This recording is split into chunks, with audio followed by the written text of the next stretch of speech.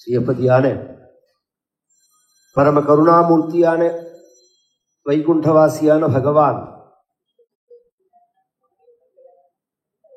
இந்த குருவாயூர் க்ஷேத்திரத்துல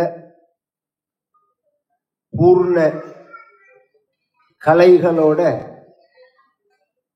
பூர்ண சாநித்தியத்தோட பிரகாசிக்கிறான். எம்பெருமான தரிசனம் பண்ணுவது, குருவாயூரப்பனை தரிசனம் பண்றதுதான் ஜென்ம சாபல்யம். இது ஒரு பெரிய பாக்கியம். இது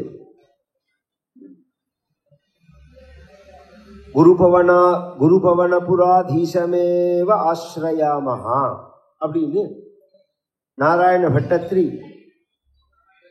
எத்தனை கோடி தெய்வங்கள் இருந்தாலும் எல்லாமே தெய்வங்கள் தான், அது ஒன்றும் சந்தேகம் கிடையாது. சுத்ர தெய்வ ஸ்புடேயம்.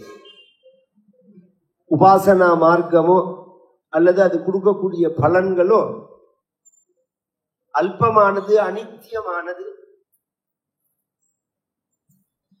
குருவாயூரப்பன் தான் புருஷார்த்தத்தை கொடுக்கக்கூடியவன், மோட்சத்தை கொடுக்கக்கூடியவன். ஏன்னா அவன் தான் பூர்ண பிரம்மத்தினுடைய ஸ்வரூபம், சாந்திர ஆனந்த அவபோதாத்மகம்.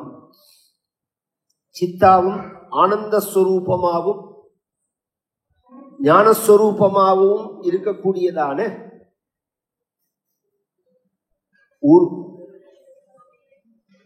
உவமை சொல்ல முடியாததான காலதேச வர்த்தமானங்களுக்கு அப்பாற்பட்டதான விடுபட்டதான நம்மையும் விடுவிக்க கூடியதான 1100 சொச்சம் உபனிஷத்துக்களால எந்த பிரம்மத்தை ஸ்வரூபத்தை சொல்ல முடியாம தவிக்கிறதோ, எந்த பிரம்மமானது இந்த உலகத்தை படைக்கக்கூடியதான அறிவை பிரம்மாவுக்கு கொடுத்ததோ, கண்களுக்கு தெரியாம கண்கள் தெரியறதுக்கு காரணமா இருக்கக்கூடியதான அந்தராத்மாவாக இருக்கக்கூடிய பரமாத்மா குருவாயூரப்பன் அப்படின்னு முதல் ஸ்லோகத்துல சொல்லி வர்ணிக்கிறார். அப்பேற்பட்டதான அந்த குருவாயூரப்பனுடைய சந்நிதியில இன்னிலேருந்து 7 நாளைக்கு பாகவத சப்தாகம் ஆச்சரியமா குருவாயூரப்பன் நடத்துறார். பொதுவா நான் என்னோட கல்யாண நாளுக்கு ஒரு 2 நாள் தங்குவேன். யாருக்குமே தெரியாது. ஜூலை மாசம் 11ஆம் தேதி 9ஆம் தேதி வருவேன். 10, 11, 20 வருஷமா நான் வந்துட்டு இருக்கேன். நானும் எங்க ஆத்மாவையும் தங்கிட்டு கோவில் உள்ள உட்காந்து நாராயணிய பாராயணம் பண்ணிட்டு போவோம். மிஞ்சி போனா பிரகாஷுக்கு தான் தெரியும், வேற யாருக்குமே நான் வரேங்கிறது தெரியாது. கரெக்டா அந்த சிவராமகிருஷ்ண மாமாவுக்கு தெரியும். அது இந்த வருஷம் நம்ம ராம்ஜி அமெரிக்காலேருந்து போன் பண்ணி குருவாயூரப்பன் சன்னிதானத்துல சப்தாகம் பண்ணணும் அப்படின்னு ஆசைப்படும் போது குருவாயூரப்பன் அதை ஏற்பாடு பண்ணி இந்த சமயத்துல அது ஒரு சின்ன விளையாட்டு விளையாடி அதுல இன்னொருத்தரையும் சேர்த்து விட்டு சப்தாகத்துல எப்படி விளையாடுறாரு. யாரோ சங்கல்பிச்சு யாரோ சேர்ந்து திரும்பி அவாளையும் கொண்டு சேர்த்ததுல இதெல்லாம் பகவானுடைய ஒரு அபூர்வமான ஒரு ஆச்சரியமான லீலைகளை. கோடிக்கணக்கா பணம் இருக்கலாம்.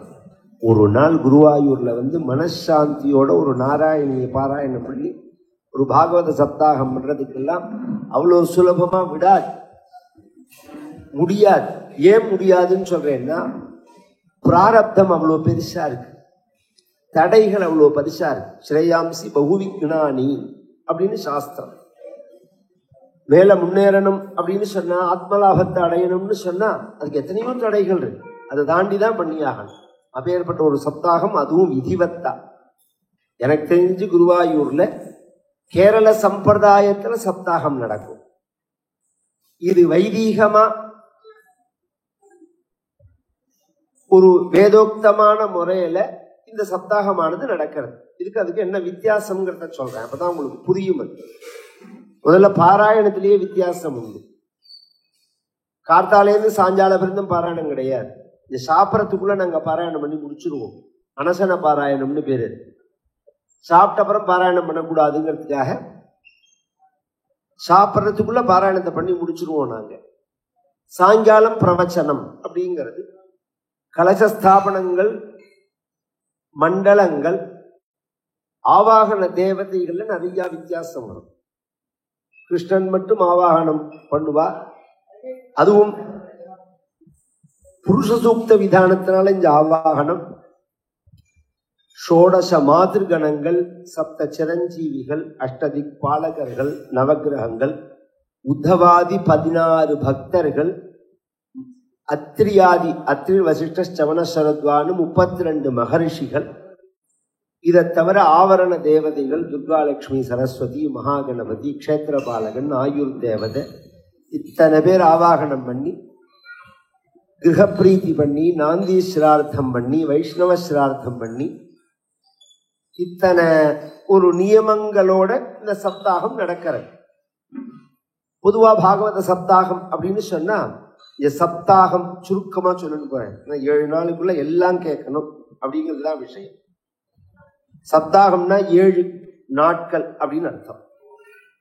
7 நாட்கள் அப்படிங்கிற இந்த இதுல இருந்து தான் எல்லாமே. ரஷ்யால ஒரு புக்கு உண்டு, 1001 இரவுகள், 1001 நைட்ஸ், அது பேர் அதுவா அப்படின்னு ஒரு புஸ்தகம் ஒன்று உண்டு, 1001 இரவுகள் அப்படின்னு.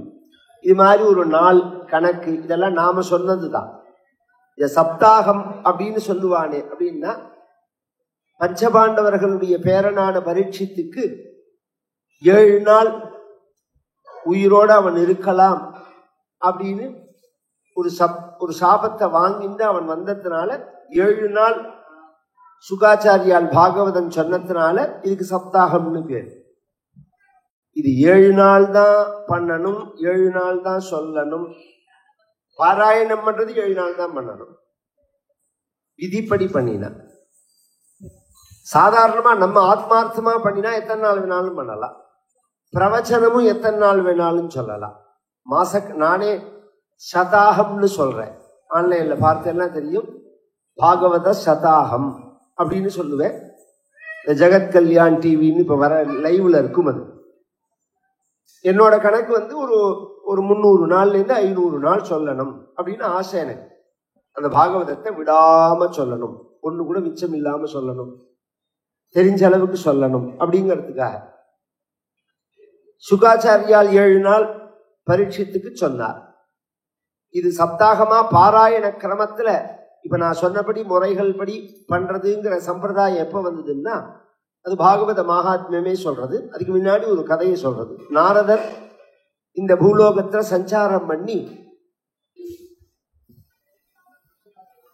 ஹரிக்ஷேத்திரம், குருக்ஷேத்திரம், ஸ்ரீரங்கம், சேதுபந்தனம் ஏவமாதிஷு தீர்த்தேஷு பிரமமான இதஸ்ததா நாபஷ்யன் குத்ரசித் ப்ரூயாது மனசந்தோஷகாரகம். ஆசேது ஹிமாச்சலம் அவர் யாத்திரை பண்றார். எல்லா இடமும் பார்க்கிறார் நாரதர். நிறைய ஜனங்கள் வரா. ஜனங்கள் வந்து எப்படி வரா? குருவாயூர்ல வரத்தேவே அப்படியே இப்படி கைய வச்சுன்னு குருவாயூரப்பா குருவாயூரப்பா நாராயணா அப்படின்னு சொல்லிட்டு வரவா எத்தனை பேர்? இப்படி செல்போனை வச்சுன்னு இப்படி பின்னாடி செல்ஃபி எடுத்துட்டே வரா. எல்லாரும் வரா கோவிலுக்கு. எல்லாரும் கூட்டம் வர்றது, நிறைய வியாபாரம் நடக்கிறது, நிறைய ஹோட்டல்கள் நிறைய திறந்து வச்சிருக்கா. உள்ளவே ஒரு சுத்திட்டும் வரா. ஒரு சொட்டு கண்ணீர் யார் கண்ணிலேருந்து வர்றது? அதுதான் இந்த கேள்வி. இந்த குருவாயூரப்பனை பார்த்தா ஒரு சொட்டு கண்ணீர் கண்ணிலேருந்து வரணும். இப்ப வராதவா வந்து மட்டம்னு அர்த்தம் இல்லை, ஆரம்ப நிலையில உள்ளவன். பக்தியே ஆரம்ப நிலையில இருக்கு, பிரேம பக்தியா இருக்கு. அந்த பிரேம பக்தியோட உள்ளவர்கள் ரொம்ப குறைவா இருக்கார்கள். ஞானம் சர்வதா கிடையாது, வைராக்கியம் சர்வதா கிடையாது. இதெல்லாம் பார்த்துட்டு வரா. பிருந்தாவனத்துல வந்து பார்த்தார், அங்க பக்தி இருந்தது, அங்கேயும் ஞான வைராக்கியம் இல்லை. இவருக்கு ஒரு வருத்தம் வந்தது. இங்கேருந்து கிளம்பி பத்ரிகாசிரமம் வந்தா. வந்த இடத்துல சனகாதிகளை பார்த்தா, தன் வருத்தத்தை சொன்னா. பொதுவா பக்தி ஞான வைராக்கியம் அப்படிங்கிறது ஒரு மனிதனுக்கு உண்டானதுக்கு தான் நம்ம சாஸ்திரங்கள் எல்லாம் ஏற்படுத்தியது. கிரமமான முறையில பிரம்மச்சரியம், கிரகஸ்தன், வானப்பிரஸ்தன், சன்னியாசி இத்தியாதி ஆசிரம தர்மங்களை அனுஷ்டானம் பண்ணி, பிரம்மச்சரியத்திலே கிரகஸ்தன், கிரகஸ்தலத்திலே வானப்பிரஸ்தன், வானப்பிரஸ்தன் சன்னியாசி, இப்படி வரத்தே பழுத்து இந்த பழம் வரா மாதிரி ஆச்சரியமா வந்துடும். அது ரொம்ப விசேஷம்தான். இதெல்லாம் பண்ணினாதானே. ஒழுங்கா தண்ணி விட்டு விரை போட்டா காய் ஒழுங்கா காய்ச்சி பழுக்கும். தண்ணியும் இல்லை, எருவும் போடலைன்னா வெம்பி கீழே விழுந்துடும். அது மாதிரி எல்லாம் தெரிஞ்சதா, நமக்கு தெரிஞ்சதாவே நாமே நினைச்சிருந்து சாஸ்திரம் சொன்ன தர்மத்தையும் அனுஷ்டானம் பண்றது குறைஞ்சளவு எடுத்து, பக்தி ஞான வைராக்கியமும் பேச்சுக்கு தான். பேச்சுக்கு ஒன்றும் குறைச்சலே கிடையாது. இந்த தெரு எங்க இருக்குன்னு ஒரு தட்டை கேட்டுட்டோம்னா, இப்படி திரும்பினோம்னா இருக்குன்னு சொல்றதுக்கு மேல அரை மணி நேரம் பேசியே கொண்டுடுவான். பேச்சுக்கு ஒன்றும் குறைச்சலே கிடையாது. ஏன்னா யாருக்கு பைத்தியம் முடிச்ச மாதிரி இருக்கு ஜனங்கள். யாராவது பேசினா தேவலைன்னு நினைக்கிறா. பகவத் விஷயமா இருக்கான்னு கேட்டாதான் சந்தேகம். இந்த பக்தி ஞான வைராக்கியம் ஸ்வதர்மங்களையும் அனுஷ்டானம் பண்ணாம, சத்சங்கத்தையும் அடையாம, வேதாந்த சிரவணங்களும் யாக யஜ்ஞ கர்மானுஷ்டானங்களும் பண்ணாம, வேதாந்த சிரவணமும் பண்ணாம எப்படி சித்திக்கும்? ஜனங்கள் பாஷண்டிகளா போறத பார்த்துட்டு நாரதர் கவலைப்பட, அதுக்குதான் வியாசாச்சாரியா அனுகிரகத்தினால ஒரு கிரந்தம் பண்ணியிருக்கார், பாகவதம்னு சொல்லி. அதை ஒருத்தன் பாராயணம் பண்ணி சிரவணம் பண்ணினான்னா இந்த பக்தி ஞான வைராக்கியமானது சித்திக்கும் அப்படின்னு ஒண்ணு. வேதோக்தமான தர்மங்களால சித்திக்காததான ஒரு ஞானமானது எப்படி புராணத்தினால சித்திக்கும் அப்படின்னு ஒரு கேள்வி அடுத்தது வரும். ஏன்னா சாஸ்திரங்கள்ல வேதத்துக்கு தான் முதல் மரியாதை. வேதத்தை விட ஒன்ன ஒசத்தின்னு நீங்க சொல்லிட்டு எல்லாம், நீங்க எதை ஒசத்தின்னு சொல்றீங்களோ அது மட்டும். தேவி பாகவதத்திலேயே கடைசியில ஒரு விஷயம் வரும். சில மதங்கள் அந்த மதங்களை நாம சித்தாந்தங்களை பின்பற்றினோம் அப்படின்னு சொன்னோம்னா நாம பிராமணாதமமா ஆயிடுவோம் அப்படின்னு அதுல இருக்கு. நான் அப்ப சொன்னேன்னா அது வருத்தம் வரும் சில பேருக்கு. நம்ம மதத்திலேயே சொல்றேன், நம்ம மதங்கள்லயே இருக்காது, உட்பிரிவுகளாக இருக்கு. அவ வேதத்தை விட்டுடுவா. அது வேதம் இல்லாத வாளுக்கு சொன்னதை வேதாத்தியனம் பண்றதுக்கு சம்ஸ்காரங்களை அடைஞ்சவாலும் அந்த வேதாத்தியனங்களை பண்ணாதபடிக்கு அதை ஃபாலோ பண்ணும் போது சில ப்ராப்ளங்கள் வரது. இப்படின்னு சொல்லும் போது இந்த பாகவதத்தினால எப்படி சித்திக்கும் அப்படிங்கறத நிகம கல்பத்தரோர் கலிதம் பலம். அதனாலதான் ஒரு விஷயம் சொன்னாருங்க. இது வேதத்தை விளக்கிட்டு சொல்ற விஷயம் இல்லை, வேதமாகிற மரத்தில் பழுத்த பழம் இது. சுகமுகாது அமிர்த திரவ சங்கீதம். பூர்ண ஞானியான சுகாச்சாரியாலால ருச்சிக்கப்பட்டதான பாகவதம்ங்கிற ரசம் இது. பக்தி ரசம், ஞான ரசம் இது, பிரம்ம ரசம் இது. அதனால எல்லாரும் பிபத பாகவதம் ரசம் ஆலயம். எல்லாரும் குடியுங்க. எவ்வளவு நாள் குடிக்கணும்? ஒரு வேளை குடிச்சுட்டா போருமான்னா, ஒரு வேளை காப்பி குடிச்சா போருமா உங்களுக்கு? ஒரு நாளைக்கு எத்தனை தடவை காப்பி குடிக்கிறேன்? அது மாதிரி இந்த பாகவதம் அப்படிங்கிறது ஆலயம்னா, சமந்தாது லயம்னு அர்த்தம். நம்ம சித்த விருத்தியானது நிற்கிற பரியந்தம் அப்படின்னு அர்த்தம். அப்படி இல்லையா மோட்ச பரியந்தம்னு அர்த்தம். மோட்ச பரியந்தம் இந்த பாகவதத்தை சிரவணம் பண்ணணும். இது யாருக்கு பிடிக்கும்? ஒரு சாமான சாப்பிட்றதே பிடிச்சி சாப்பிட்றதும் உண்டு, பிடிக்காம சாப்பிட்றதும் உண்டு. சில பேர் என்ன பண்ணுவா, கண்ணை மூடின்னு பிடிக்காம மூஞ்சியை சுழிச்சு இந்த மாத்திரை கித்திர மருந்தெல்லாம் சாப்பிட்றவாளை பார்த்தா ரொம்ப சிரமப்படுவா. அது மாதிரியோ அப்படின்னா அப்படி இல்லை, ரசம்னா டேஸ்டா அனுபவிச்சு சாப்பிட்ற மாதிரி உள்ளது இது. அப்பேற்பட்ட பாகவதம்னு சொல்ல நாரதருக்கு சனகாதிகள் உபதேசம் பண்ணினார். அவர்கள் சொன்ன பாகவதம் அப்படிங்கிறது பகவத் குணம். அது இதே விஷயம் இன்னொரு கதை மூலமாகவும் சொல்லப்படுறது. ஆத்மதேவன் ஒரு பிராமணன் துங்கபத்ரா நதி தீரத்துல கர்நாடகாவில் வசிக்கிற காலத்துல அவனுக்கு குழந்தை இல்லாம அவன் பல பிராயஷ்சித்தங்களை பண்ணி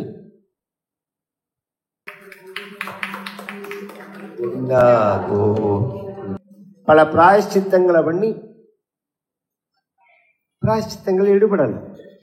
பொதுவா எல்லாருக்கும் ஒரே மருந்து கிடையாது, அதை நம்ம எல்லாருமே தெரிஞ்சுக்கணும். அவர் அந்த மருந்து சாப்பிட்டார் தலைவலி போச்சு அப்படின்னு நீங்க அந்த மருந்து சாப்பிட்டீங்கன்னா தலைவலி வந்துடும். அவாவா உடம்புக்கு தகுந்த மாதிரி மருந்து மாறுபடும். சில பேருக்கு மருந்து சைடு எஃபெக்ட் வேற வியாதியை கலப்பி விட்டுடும். யாருக்கு எந்த மருந்து சூட் ஆகும் அப்படிங்கிறத யார் தீர்மானம் பண்ணணும்? டாக்டர் தான் தீர்மானம் பண்ணணும். அது மாதிரி நமக்கு எது பரிகாரம், நமக்கு எது பாபக்ஷயம், நமக்கு எது பிராயஷ்சித்தம்ங்கிறத மகரிஷிகள் தான் சொல்லியிருக்கா. சாமானிய மனிதர்கள் அவ அனுஷ்டானம் பண்றத வெளியில சொல்றது உலகத்துல இயல்பது. இது லோக சம்பிரதாயம். அது நான் ஒண்ணு செஞ்சேன்னு வச்சுக்கோங்களேன், அதுல எனக்கு ஒரு சௌக்கியம் வந்தது, ஒரு கஷ்ட நிவர்த்தி ஆச்சு அப்படின்னு சொன்னா உன்னை இன்னொருத்தருக்குன்னு சொல்லுவேன், இதை செய்யுங்கோ. உன்னை சாப்பிட்டா சொல்ற மாதிரி இது நடைமுறையில இருந்தாலும் நாம ஒரு தடவை கிராஸ் செக் பண்ணிக்கணும். அதை நாம அதை செய்யலாமா, நாம அதை அதிகாரியா, நம்ம பரம்பரையில அதை அனுஷ்டானம் பண்ணியிருக்காளா, இத்தியாதி விஷயங்கள்லாம் இன்னைக்கு அதெல்லாம் ரொம்ப குறைச்சல்னு வச்சுக்கோங்களேன். சாஸ்திரம் அப்படி சொல்றது. இந்த ஆத்மதேவன் அப்படிங்கிறவன் பல பரிகாரங்களை பண்ணி பலிக்கல்னா பரிகாரம் பொய் அப்படின்னு அர்த்தம் இல்லை, இவனோட பாபத்துக்கு அது போரல்லேன்னு அர்த்தம். இவனோட பாவம் அந்த தமிழ் தஞ்சாவூர் ஜில்லால ஒரு வச்சனம் சொல்லுவோம், இரும்பு உலக்கைய முழுங்கிவிட்டு அது ஜெரிமான ஆறதுக்கு சுக்கு கஷாயம் குடிச்சா மாதிரி. முழுங்கினது இரும்பு உலக்க, அப்புறம் எப்படி சுக்கு கஷாயத்தால எப்படி ஜெரிமானம் ஆகும்? அது சாதாரணமா சாப்பிட்டா சுக்கு கஷாயம் கேட்டா ஜெரிமானம் ஆகும். அது மாதிரி பெரிய பாவங்களை பண்ணிவிட்டு நான் பிள்ளையாருக்கு ஒரு தேங்காய் உடைக்கிறேன், நான் இத்தினோடு ஒரு விளக்கு ஏத்துறேன், நான் ஒரு பிரதட்சணம் பண்றேன், வாங்க அப்படின்னு சொன்னதுனால அது பாவம் போயிடாது. யார் யார் எப்படி எந்த லெவல்ல பண்ணியிருக்குமோ அந்தந்த லெவல்ல பரிகாரம் பண்ணிக்கிறதே தான். அதுவும் சாஸ்திரோக்தமான பரிகாரங்களை பண்ணும்போது தான் பாபக்ஷயம்ங்கிறது ஏற்படும். எல்லாமே கை கூடாம கடைசியில ஒரு காற்றுல விரக்தியா உட்கார்ந்துட்டான். ஒரு கட்டத்துக்கு மேல மனசு வெறுத்து போயிடும் வாழ்க்கையில. அது மாதிரி உட்கார்ந்துக்கும் போது ஒரு மகரிஷி இந்த பக்கமா வரவர் இவனை பார்த்தார். இவன் நமஸ்காரம் பண்ணினான். அனுகிரகம் மகான்கள், நம்ம தேசத்துல மகான்களையோ சாதுக்களையோ பார்த்த உடனேவே நமஸ்காரம் பண்றதுங்கிறது ஒரு சம்பிரதாயம். எதுக்கு நமஸ்காரம் பண்ணணும் அப்படின்னு கேட்கறது பாரதம் சொல்றது, புத்திமான் விருத்த சேவையா அப்படிங்கிறது. பெரியவாளை நமஸ்காரம் பண்ண பண்ண பண்ண புத்தி விருத்தியாகும். ஒரு 10 வருஷம் 15 வருஷம் நீங்க வாழ்க்கையில அனுபவப்பட்டு தெரிஞ்சுக்க வேண்டிய விஷயத்த 10 நிமிஷத்துல உபதேசம் பண்ணிட்டு போயிடுவாங்க. நமக்கு 15 வருஷத்தை ஈஸியா இந்த ஏர்போர்ட்ல நடக்கிறது எஸ்கலேட்டர்னு வச்சிருக்கா பத்தியா, அது மாதிரி. அது நீங்க படியேறதுக்கு மேல அது ஏற்றி வருது வித்தியால அவங்கள. அது மாதிரி மகான்கள் நிமிஷமா சில விஷயங்களை சொல்லி நம்மளை அடுத்த ஸ்டேஜுக்கு கொண்டு விடுவா. நம்ம அதுக்குதான் நமஸ்காரம் பண்ணணுங்கிறது. நமஸ்காரம் பண்ணினா கண் கலங்கி இருக்கிறத பார்த்துட்டு கருணாமூர்த்தியான பெரியவா என்ன விஷயம்னு கேட்டால் சந்தான பிராப்தி இல்லை, வம்சவிருத்தி இல்லைன்னா எல்லாம் பண்ணின பரிகாரங்களான்னா விட்டுட வேண்டியதானே. இதுதான் பிராரப்தம்னா அதை அப்படியே ஏற்றுக்க வேண்டியதானே. முடியலன்னு மனசு ஏத்துக்க மாட்டேங்கிறது அப்படின்னா. என்ன பண்ண போறேன்னு கேட்டார். நான் உயிரை விட போறேன்னா. அப்படி பண்ணாதப்பா, உயிரை விடுறது தீர்வு கிடையாது. ஆத்மஹத்தி மகாபாபம். ஒரு கஷ்டத்துக்காக ஒருத்தர் உயிரை விட்டான்னா உயிரை விட்டப்புறம் அவன் அடையிற கஷ்டம் இதை விட பெருசா இருக்கும். அதனால உயிரோட இருந்து அந்த கஷ்டத்தை தீர்த்துக்கணுங்கிற வழியை பார்க்கணுமே தவிர உயிரை விடுறது புத்திசாலித்தனம் இல்லை அப்படின்னு சொல்லிட்டு ஒரு மாம்பழம் பக்கத்துல பழுத்து இருந்தது, அதை எடுத்து பறிச்சு மந்திரிச்சு கொடுத்தா, இதை உன் மனைவியை சாப்பிட சொல்லும், குழந்தை பிறக்கும்னு சொன்னார். அந்த பிராரத்தத்தை ஓவர்லூக் பண்ணி அனுகிரகம் பண்றார் அவர். ஆனா அதை தாண்டி பிராரத்தம் இருக்கு அவனுக்கு. இருக்குன்னு சொல்ல முடியாது, இல்லைன்னு சொல்ல முடியாது. புத்திரன் பிறக்கிறது இவனை கரையேற்றுறதுக்கு தான், இவனை கரையேற்றுட போறான். ஆனா நேரடியா இவனுக்கு புத்திரன் பிறக்கல.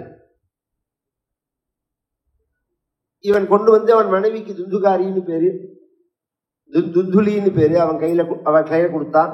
அவன் சாப்பிடாம அதை பசுமாட்டுக்கிட்ட போட்டுவிட்டா. கொஞ்ச நாள்ல தன் தங்கைக்கு பிறந்த குழந்தைய தன் குழந்தை மாதிரி காமிச்சு ஏமாத்திட்டா இவனை, புருஷனை. அந்த பசுமாடு ஒரு குழந்தைய பெற்றது. காது மட்டும் பசுமாடு, மாட்டு காது, உடம்பு மனுஷ உடம்பு. இது எப்படி சாத்தியம்னா, இந்த கொட்டையை கொடுத்தேன், நான் சாப்பிட்டுட்டு கொட்டையை போட்டேன், மாடு சாப்பிட்டுது அப்படின்னா. நம்ம அந்த காலம் சாஸ்திரத்தை, இன்னைக்குமே சாஸ்திரத்தை நம்புற ஜனங்கள் ஜாஸ்தி. அதை கெடுக்கிறதுக்குள்ள வேலை நிறைய நடக்கிறது. பிரச்சாரங்கள் இருக்கு பாருங்க. பொதுவா சாஸ்திராயச்ச சுகாயச்ச அப்படின்னு சாஸ்திரங்கள் உங்களோட சுகத்தை உத்தேசிச்சுதான் பேசப்படுறது.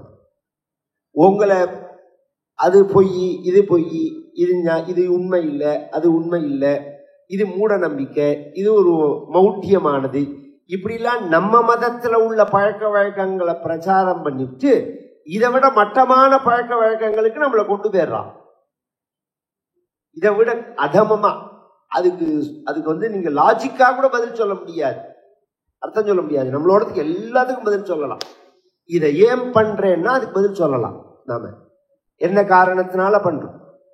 சாதாரண தேங்காய் இதை 2 விதமா உபயோகப்படுத்துறோம் நாம. ஒன்னும் சதுர்க்கா உடைக்கிறோம், இல்ல உடைச்சு நைவேத்தியம் பண்றோம்.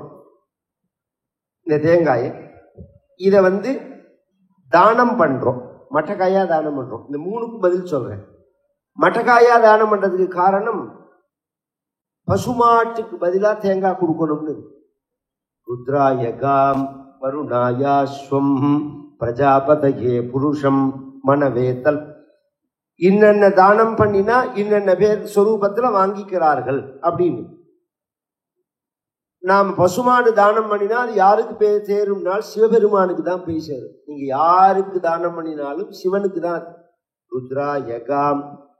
சிவனோட சொரூபம் என்ன? முக்கண்ணன்.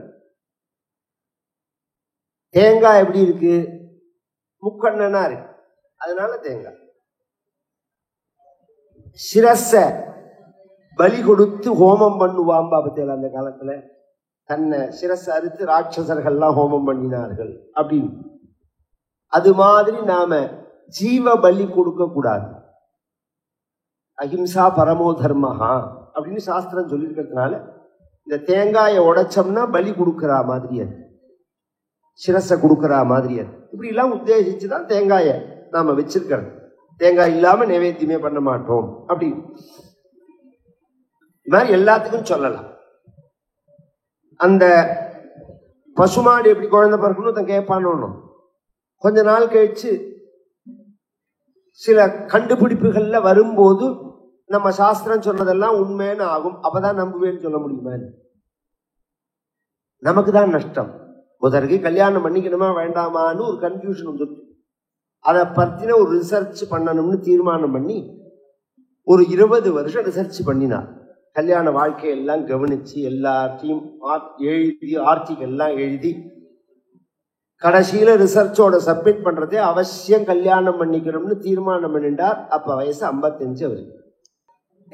என்ன பிரயோஜனம்? அதுக்கு மேல என்ன? ஒழுங்கா இருந்தாலே கல்யாணம் ஆக மாட்டேங்கிறது. 55 வயசுல யார் கல்யாணம் பண்ணிப்பா? இது மாதிரி ஏதாவது நான் அப்படி பண்றேன் இப்படி பண்றேன்னு பைத்தியக்காரத்தனம் பண்ணக்கூடாது. நம்ம பெரியவா சொன்னதை சாஸ்திரோக்தமா உள்ளதை ஃபாலோ பண்ணலாம். இல்ல இப்ப உள்ளவா நம்ம பெரியவா சொல்லும் போது நமக்கு ஒரு கன்ஃபியூஷன் இருந்ததா, அது விஷயமா தெரிஞ்ச வாழ்கிட்ட கேட்கணும். நீ சொல்றது தப்புன்னு சொல்லக்கூடாது, நான் அதை நம்ப மாட்டேன்னு சொல்லக்கூடாது, அது பைத்தியக்காரத்தனம்னு சொல்லக்கூடாது. அந்த குழந்தைக்கு உபநயனம் பண்ணி வச்சு 2 குழந்தைக்குமே இவனுக்கு துந்துகாரின்னு பேரு, அவனுக்கு கோகர்ணன்னு பேரு.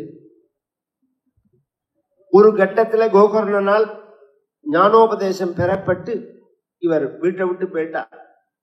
இந்த துந்துகாரிங்கிற அந்த 100 பையன் ரொம்ப கெட்டவனா இருந்தான். கோகர்ணனும் வீட்டை விட்டு போயிட்டான். ஒரு கட்டத்துல போதையில் அம்மாவை கொன்னுட்டான், கணத்துல போட்டு. விலை மாதர்களால இவனும் கொல்லப்பட்டான். பின்னாடி இந்த கோகர்ணன் காசியில தன் ஊர்க்காரர்களை சில பேரை பார்த்து தன் அம்மா தம்பி எல்லாம் இப்படி துர்மரணமானார்கள்ங்கிறத தெரிஞ்சுட்டு கயேல போய் சிரார்த்தம் பண்றான். பொதுவா சாஸ்திரங்கள்ல தீர்த்த சிரார்த்தம்னு பேரு. தீர்த்த சிரார்த்தமும் இப்ப வரப்போற மகாலய பட்ச சிரார்த்தமும் ஒண்ணு, பேர்ல தான் வித்தியாசம். என்னத்தினால சுருக்கமா சொல்லிட்டு போறேன். என்னத்தினாலன்னா, நாம இப்ப அமாவாசை அன்னைக்கு பண்றோம், தர்ப்பணம் பண்றோம், கிரகண தர்ப்பணம் பண்றோம், மாசப்பருப்பு தர்ப்பணம் பண்றோம். இதுல நாம என்ன பண்ணுவோம்னா, பிதிருவர்க்கம் மாதவர்க்கம், அப்பா தாத்தா கொள்ளு தாத்தா, பாட்டி அம்மா பாட்டி கொள்ளு பாட்டி, அம்மாவோட அப்பா அம்மா, அம்மாவோட தாத்தா பாட்டி, அம்மாவோட கொள்ளு பாட்டி கொள்ளு தாத்தா, இவாளை பண்ணுவோம். சிரார்த்தம் பண்ற அன்னைக்கு அம்மா வழி இருக்காது. அப்பாக்கு சிரார்த்தம் பண்ணா அப்பா வழி மட்டும்தான் தர்ப்பணம். அங்க நம்ம சிரார்த்தம் பண்ணும்போது இன்னும் 2 பட்சம் இருக்கா. இப்ப நமக்கு ஒரு கேள்வி வரும், நம்ம அம்மாவோட கூட பிறந்த மாமா சித்தி இவாள்லாம் இருக்கா, அப்பாவோட கூட பிறந்த சித்தப்பா அத்தை இவாள்லாம் இருக்கா, இவாளுக்கெல்லாம் நாம ஒண்ணுமே பண்ணலையே. இப்படி வரிசையா எடுத்துன்னு போனோம்னா இவர்களுக்கெல்லாம் நாம எப்படி பண்ணலாம் அப்படிங்கிறது, அதுக்குதான் தீர்த்த சிரார்த்தம்னு பேர். பித்ருவிய மாதுலாதி வர்க்கத்வய சகாருணிக பிதிருக்கள் அப்படின்னு பேரவாளு. காருணிக பிதிருக்கள்னு பேரவாளு. இந்த காருணிக பிதிருக்கள் எங்க வருவான்னா, மகாலய பட்சத்துல வருவா, தீர்த்த சிரார்த்தத்துல வருவா. இந்த 2 இடத்துலதான். அதனால எந்த தீர்த்தத்தை இந்த நாராயண சரஸ்ல பண்ணணும். இது ஒரு தீர்த்தம், இது புண்ணிய தீர்த்தம். இதுல ஸ்நானம் இன்னைக்கு எல்லாமே நம்ம பண்ண முடியாதுன்னு வச்சுக்கோங்களேன். ஒரு காலத்துல நான் எங்க தாத்தாலாம் பண்ணி நானே பார்த்துருக்கேன். ஆஞ்சன் நம்பூத்திரியாத்துக்கெல்லாம் வந்த போது ஸ்நானம் பண்ணிட்டு ஆஞ்சன் மாதவன் நம்பூத்திரியாத்துல என்ன ஃபங்க்ஷனா இருந்தாலும் நாங்கெல்லாம் வருவோம். நான் வந்து 40 வருஷம் முன்னாடிலாம் நாங்க இல்லாம ஒரு காரியம் பண்ணவே மாட்டார் அவர். சட்டத்து பூர்த்தி, சதாபிஷேகம், ஃபங்க்ஷன் எல்லாமே தாத்தாட்ட அவ்வளோ பக்தி அவருக்கு. அப்ப வந்து இதுல ஸ்நானம் பண்ணி அப்பெல்லாம் கூட்டமே கிடையாது. இந்த குருவாயூரே இப்பதான் அமக்கலப்படுறது. எனக்கு தெரிஞ்ச காலத்துல வாசல்ல நின்று கணத்துல போட்டு போயிட்டே இருக்கலாம். அந்த முனையில உட்காந்து நான் பாராயணம் பண்ணியிருக்கேன். உள்ள போயிட்டு முனையில அந்த திண்ணை இருக்கு பத்தியில, அதுல உட்காந்து 40 வருஷம் முன்னாடிலாம் சாதாரணமா நான் உட்காந்து பாராயணம் பண்ணுவேன். ராமாயண பாராயணம், நாராயணி பாராயணங்கள்லாம் கூட்டம்லாம் பெருசா இருக்கவே இருக்காது. தாத்தா காலத்துக்கு அப்புறம் தான் பிரச்சாரம் பண்ணி பெருசா போயிடுது. இப்படி ஒருத்தர்கிட்ட சொல்லி கூட்டம் பெருசா போயிடுது. இப்ப எல்லா இடத்துலயுமே கூட்டம் ஆயிடுச்சுன்னு வச்சுக்கோங்க. இங்க தீர்த்தத்தை பார்த்தா சிரார்த்தம் பண்றது, தீர்த்தங்களுக்குள்ள ராஜாவா இருக்கிறது கய. அதுவும் அங்க வடபத்திரம்ங்கிற ஆலமரம் இருக்கு, விஷ்ணு பாதம். அது அலகாபாத் பிரயாக்ராஜ் அப்படின்னு சொல்றமே, அது விஷ்ணுவோட சிரஸ். காசிங்கிறது விஷ்ணுவோட வயறு, கயேங்கிறது பாதம், விஷ்ணுவோட பாதம், விஷ்ணு பாதம்னு பேர். அது இந்த 3 இடத்துலையும் பண்ணணும். பொதுவா முக்கியமா பண்ணினா எந்த பிதர்கள் கரையேறுவார்கள். இப்ப நான் சொன்னவா மட்டும் இல்லை, இன்னும் சில பிதர்கள் இருக்கா. எப்படின்னா, நம்ம முன்னோர்கள்லயே யாராவது நமக்கு தெரியாம வெளியில போறேன்னு சொல்லி மறைஞ்சு போயிருப்பா. சித்தப்பா 12 வருஷம் முன்னாடி காணாம போயிட்டார், அப்புறம் என்ன ஆச்சுன்னு தெரியலேம்பா. எங்க தாத்தா போனா, எங்க அத்தை போனா, எங்க பாட்டி போனா, எதையாவது சொல்லுவா. இல்ல சில பேர் வந்து நெருப்புல போயிருப்பா, ஜலத்துல போயிருப்பா, தானாவே சூசைட் பண்ணின்னு போயிருப்பா. அப்படி இல்லைன்னா விஷ பாதையினால பேர்ப்பா.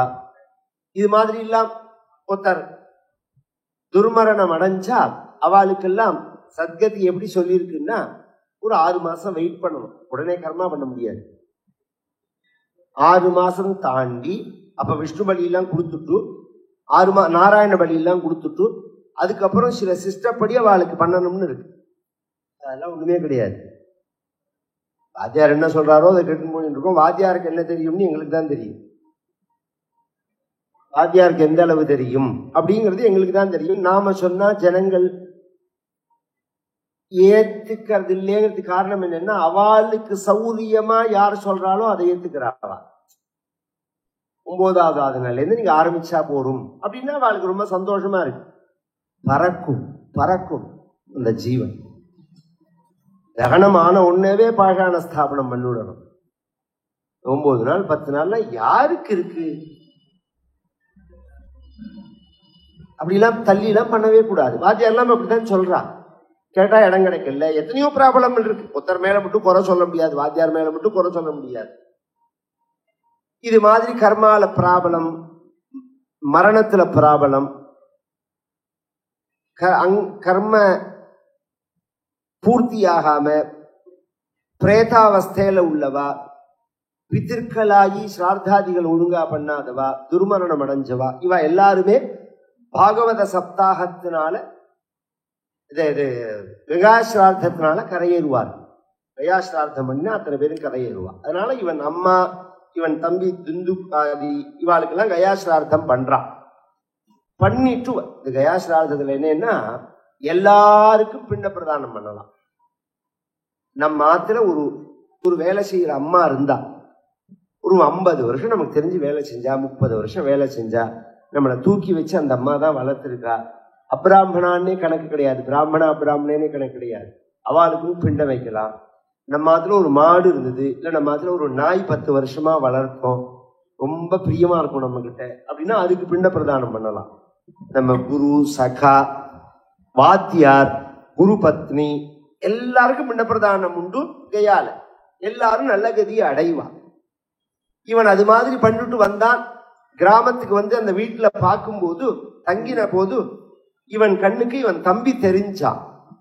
அம்மா தெரியல, தம்பி தெரிஞ்சான். என்ன காரணம்னா தம்பி கரையேறல்லேன்னாவும் பிரேதாவஸ்தையில தான் நான் இருக்கேன். கயாஸ்ரார்த்தசதேனாபி முக்திம் நைவச்ச நைவச்சா. நான் வந்து முக்தி அடையல் 100 அடைஞ்சாலும் பண்ணினாலும் நான் முக்தி அடைய மாதிரி தோணலை. ஏன்னா அவன் ஒரு பாவம் பண்ணியிருக்கான், அவன் அம்மாவை கொண்டு இருக்கான். அதனால மறுநாளைக்கு சாஸ்திரம் தெரிஞ்ச பெரியோர்கள்ட்ட கேட்கும் போது அவர்கள் கயாசிரார்த்தம் தான் சாஸ்திரத்துல ஹையஸ்டா இருக்கு, அதுக்கு மேல நம்ம சாஸ்திரத்துல இல்லை.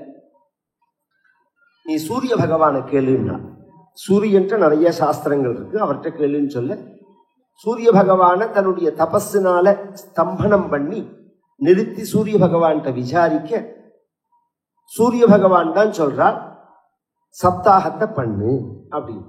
ஸ்ரீமத் பாகவதான் முக்தி சப்தாகம் வாச்சகம் குரு. ஸ்ரீமத் பாகவதத்தினால முக்தி அடைவாள். கயாசிரார்த்தத்தினால முக்தி அடையாதவாளா இருந்தாலும் ஸ்ரீமத் பாகவத சப்தாகத்தை பண்ண அவ முக்தி அடைவா. எப்படி பண்ணணும் அப்படிங்கிறது தான் இந்த விஷயம். பொதுவா நாம பாகவத பாராயணம் பண்றோங்கிறது ஒரு நிலை. இது சாதாரணமா நம்ம எல்லாரும் பண்றது.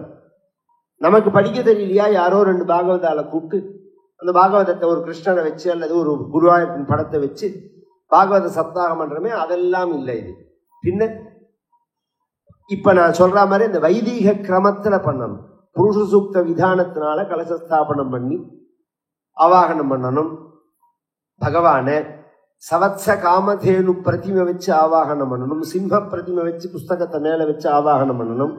இப்ப சொன்ன ஷோடச மாதிருகணங்கள், சப்த சிரஞ்சீவிகள், அஷ்டதிக் பாலகர்கள், நவகிரகங்கள், ஷோடச பக்தர்கள், 32 மகர்ஷிகள், பரிவார தெய்வங்கள் எல்லாரோடையும் பண்ணி ஞானாந்தி ஸ்ரார்த்தம் பண்ணி வைஷ்ணவ ஸ்ரார்த்தம் பண்ணி நித்தியப்படி விஷ்ணு சகஸ்ரநாம அர்ச்சனை பண்ணி பகவத்கீதா பாராயணம் பண்ணி பூர்த்தி அன்னைக்கு துவாதசாட்சரி மந்திரத்தினால தசமஸ்கந்தம் முழுக்க ஹோமம் பண்ணணும். முடியலையா அதுக்கு பதிலாக துவாதசாட்சரியினால ஹோமம் பண்ணணும்.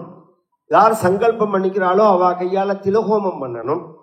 இதெல்லாம் பண்ணி அந்த தீர்த்தத்தை கொண்டு வந்து ஏதாவது ஒரு தீர்த்த நதியிலையோ குளத்திலேயோ அந்த தீர்த்தத்தை சில பூஜைகள் பண்ணி விட்டுட்டு அதுல ஸ்நானம் பண்றதுக்கு அவபிருத ஸ்நானம்னு பேர். யாகத்துக்கும் சப்தாகத்துக்கும் மட்டும்தான்.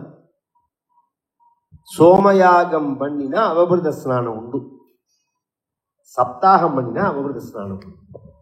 ஏன்னா ஸ்ரீமத் பாகவத சப்தாக பிரம்மசத்ராக்கிய மகாபிராயஷ்சித்த மங்கள கர்மா அப்படின்னு பேரு. ஸ்ரீமத் பாகவத சப்தாக பிரம்ம சத்திரம். சத்திரம்னா எல்லாரும் ஊட்டுப்பற இல்லை, சத்திரம்ங்கிறது ஒரு யாகம். சத்திரம்னா எல்லாரும் ஊட்டுப்பறைய நினைச்சுட்டு இருக்கோம், சாப்பிட்ற இடம் நினைச்சுட்டு இருக்கோம். பின்னாடி ஒரு காரணத்தினால பேர் வச்சா அப்படி. சத்திரம்ங்கிறது ஒரு யாகம். அந்த யாகம் மாதிரி இது பாகவதம்ங்கிறது ஒரு யாகம். இதை பண்ணி அவபிருத ஸ்நானம் பண்ணி பூர்த்தியார அது மாதிரி பண்ணி அவன் துந்துகாரிங்கிறவன் நேரடியாக தெரிஞ்சவனா இருந்ததுனால 7 கணுவோட உள்ள ஒரு மூங்கல்ல அந்த பிரேதத்தை ஆவாகனம் பண்ணி சப்தாகம் பண்ற இடத்துல வச்சுட இந்த பாகவத பாராயணத்தை அவன் கேட்கிறான். இந்த பாகவத பாராயணத்தை அவனை கேட்கிற மாதிரி பண்ணி ஒவ்வொரு நாளைக்கு ஒவ்வொரு கணுவா வெடிச்சுன்னு வந்து 7வது நாள் 7 கணுவும் 7 ஆவரணம்னு பேர். நம்ம சாஸ்திரங்கள்ல நம்ம ஆத்மாவை தாண்டி எத்தனை இருக்குன்னா 7 லேயர் இருக்கு உடம்புல. அதனாலதான் ஸ்ரீரங்கத்துல 7 பிராகாரம் பெருமாளுக்கு. சப்த பிராகார மத்தியே சப்தாவரணம்னு பேரு. 7 ஆவரணங்கள் நம்ம சாஸ்திரங்கள்ல சொல்றது. அந்த 7 ஆவரணங்களையும் நாம விலக்கிக்கணும். அதை தாண்டினாதான் மோட்சம்னு பேரு. அந்த மோட்சத்தை அந்த துந்துகாரி அடைய இந்த பாகவதம் எப்படி பண்ணணுங்கிறது கோகர்ணன் சூரிய பகவான் சொன்னபடி பண்ணி காமிச்சு நமக்கு கொடுத்தா. இது எப்ப நடந்ததுன்னா பரீட்சித் மோட்சத்தை அடைஞ்சத்திலேருந்து கரெக்டா 100 வருஷம் கழிச்சு இது நடந்தது இந்த சரித்திரம். அப்ப 5050 வருஷம் முன்னாடி நடந்தது. அதுல இருந்து இது எங்க இருக்குன்னா பாகவதத்துல இல்ல, இந்த கிரமம் மகாத்மியத்துல இருக்கு, ஸ்காந்த புராணத்துல இருக்கு. கௌசிக சம்ஹிதேன்னு இருக்கு, சூத சம்ஹிதேங்கிற மாதிரி கௌசிக சம்ஹிதை அப்படின்னு ஒரு சாஸ்திர புஸ்தகம். அதுலதான் இந்த பாகவதம் எப்படி பண்ணணும் அப்படிங்கிற சிஸ்டம் இருக்கு. இங்க எங்க தாத்தா திருவாங்கூர் மகாராஜா வச்சு இந்த பண்ணியிருக்கார். குருவாயூர்ல எங்க தாத்தா சப்தாகம் பண்ணியிருக்கார் இந்த முறைப்படி. கொல்லங்கோடுல பண்ணியிருக்கார். இந்த மாதிரி நிறைய திருப்பரையாறுல ராமாயணம் பண்ணியிருக்கார், ராமாயண நவாகம் பண்ணியிருக்கார் தாத்தா. இதெல்லாம் பிரசித்தி. அந்த காலத்துல இன்னைக்கு ஜனங்கள் இதெல்லாம் மறந்துருப்பா. வயசானவாளை கேட்டீங்கன்னா கேரளாவே பிரசித்தியான விஷயம் இதெல்லாம். இங்க என்ன பிரசித்தின்னா சப்தாகம் நடக்கிற சமயத்துல கஜேந்திர மோட்சம், கோவில் உள்ள சப்தாகம் கஜேந்திர மோட்சம் சொல்லும் போது நாராயணா அகில குரு பகவன் நமஸ்தே அப்படின்னு கஜேந்திரன் சொன்னான்ங்கிற சமயத்துல கீழே இருந்த யானைக்கு கேசவன் பேரு. கேசவன் ஒரு யானை இருந்தது. கத்தி தீர்த்து 10 நிமிஷம் அதை கண்ட்ரோலே பண்ண முடியும். பாகன் எவ்வளவோ சொல்றான், நிற்க மாட்டேங்கிறது. அப்புறம் கதை முடிச்சுட்டு தாத்தா தடவி கொடுத்து 2 பழத்தை கொடுத்து கண்ணிலேருந்து கண்ணீர். மற்ற யானைகள் மாதிரி கிடையாது. அதனாலதான் அந்த கேசவனோட தந்தத்தை வச்சிருப்பா. முன்னாடி பார்த்தேன்னா கோவில் அப்படி நுழையறதே வச்சிருப்பா. எத்தனை யானை இருக்கு இங்க? 60-70 யானை இல்லையா? கேசவனை எதுக்கு வைக்கணும் அப்படின்னா அது யானை இல்லை, அது உயர்ந்த பக்தன் அப்படிங்கிறதுக்காக. இது மாதிரி திருப்பரையாறுல நடக்கும்போது முதல் நாள் சரித்திரம் பாராயணம், ராமாயண பாராயணம் முடிஞ்ச உடனே ஒரு அண்ணா தம்பி 2 பேர் ஒரு வெள்ளி பாத்திரத்துல தாத்தா தங்கி இருந்த இடத்துல ஒரு பாயசத்தை கொடுக்க சொன்னா. அந்த சமையல் பண்ற இடத்துல இருந்து உங்களுக்கு கொடுக்க சொன்னா, கோவில்ல இருந்து உங்களுக்கு கொடுக்க சொன்னா அப்படின்னு சொல்லிட்டு அவ போயிட்டா. உடனே அந்த இத பண்ணினதை ஆலந்தூர்ல ராமசுவாமியர்னு இருந்தார், பேங்கர்னு. பேங்க ராமசுவாமியர்னு பேர் அவருக்கு. அவர் தான் பண்ணினது அந்த நவாகம். அவரும் திருச்சூர் சீதாராமையர் அவள் அந்த குரூப் தான் சேர்ந்து பண்ணினது. சிருங்கேரி பெரியவா வந்திருந்தாப்ப, நான் சொல்றது 50 வருஷம் முன்னாடி நடந்த கதை. அப்ப இந்த பாத்திரத்தை கொடுக்கலாங்கிறத நாங்க கொடுக்கவே இல்லைங்கிறா, நாங்க பாயசமே கொடுத்து அனுப்பலைங்கிறா. அந்த பையங்களை தேடினா ஊர் முழுக்க தேடின, திருப்பரையாரே சின்ன கிராமம் தான், ஊர் முழுக்க தேடினாலும் அந்த பையங்களை காணும். அந்த வெள்ளி பாத்திரம் இருக்குதான் அது கொண்டு கொடுத்தது ராமலட்சுமணாலே. ராமலட்சுமணாலே நேர கொண்டு வந்து கொடுத்தாள். அப்படி இந்த மாதிரி நிறைய சரித்திரங்கள். அந்த சப்தாகத்தை விதிப்படி பண்றது விசேஷம், பெரிய பாக்கியம், குருவாயூரப்பனோட கிருபை. இவாளுடைய பாக்கியம் அப்படின்னு சொல்றா பத்தியல, நான் அப்படி நினைக்கல. நமக்கு நினைவு தெரிஞ்ச நாள்ல இருந்து நான் சப்தாகம் பிரவச்சனங்கள்லாம் பண்ணியிருக்கேன். வைதீக முறைப்படி விதியா நான் சப்தாகம் பண்றது இதான் ஃபர்ஸ்ட் தடவை. குருவாயூர்ல நிறைய பிரவச்சனங்கள்லாம் பண்ணியிருக்கேன். பாகவத சத்திரத்துலாம் கூட இங்கெல்லாம் பாகவத சத்திரம் நடந்து ஒரு தடவை, அப்பெல்லாம் கூட பாகவதம் உபன்யாசங்கள்லாம் பண்ணுவேன். வருஷத்துக்கு 3 தடவை வந்துட்டு போவேன் குருவாயூர்னா.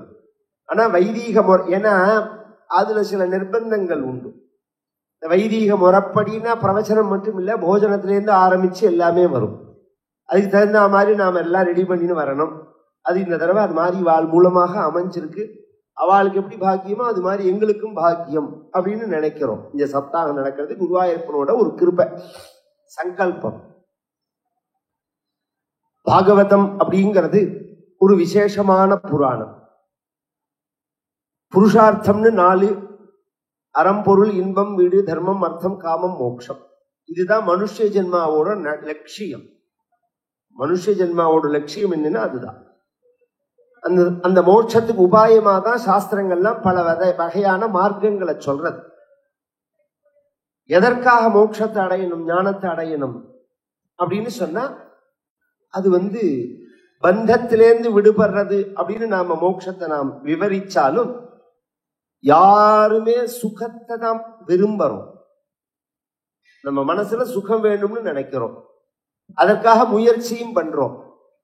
முயற்சி பண்ணி நாம் அடையக்கூடிய சுகங்கள் லாங்கா இல்ல, அல்பமா இருக்கு, அனித்தியமா இருக்கு, அது அழிஞ்சு பெறுறது. அதுக்காக நாம பட்ட பரிசிரமம் கூட இருக்கு, அனுபவிக்கிறது குறைச்சலா இருக்கு. ஒரு 1 லட்சம் ரூபாயை நாம சம்பாதிக்கிறதுக்கு கஷ்டப்பட்டு 1 மாசம் கஷ்டப்பட்டு சம்பாதிச்சுட்டு 1 மணி நேரத்துல செலவழிக்கிற மாதிரி அது மாதிரி ஆயிடுறது. நாம பண்ற பரிசிரமம் கூட இருக்கு, அடையிற சுகம் குறைச்சலா இருக்கு. அதுவும் நித்தியமாவும் இல்லை. நித்தியமான சத்தியமான சாஸ்வதமான ஒரு சுகத்தை காண்பி இருக்குன்னு சாஸ்திரங்கள் சொல்றது. அது அதை நாம் தெரிஞ்சுக்கணும். எதற்காக அப்படின்னு சொன்னால் கஷ்டப்படாம இருக்கிறது. அது மாதிரி ஒரு சுகம் இருக்கு அப்படிங்கிறத நாம் தெரிஞ்சு விட்டோம்னா அல்ப சுகங்கள்ல நம்ம மனசு செல்லாது. நம்ம மனசானது இப்ப உதாரணமா இந்த தினப்படி பால் பாயசம் எல்லா இடத்துலயுமே கொடுப்பான்னு வச்சுக்கோங்க. பால் பாயசம்ங்கிறது ரொம்ப விசேஷம், ரொம்ப டேஸ்டா இருக்கும் அப்படின்னு சொன்னாலும் பாதாம் அல்வாவை ஒருத்தன் சாப்பிட்டுட்டான். சாப்பிட்ட அப்புறம் பால் பாயசம் குடிச்சா அவனுக்கு அந்த டேஸ்ட் தெரியுமோ? பால் பாயசம் பிடிக்குமோ? அவனுக்கு பிடிக்காது.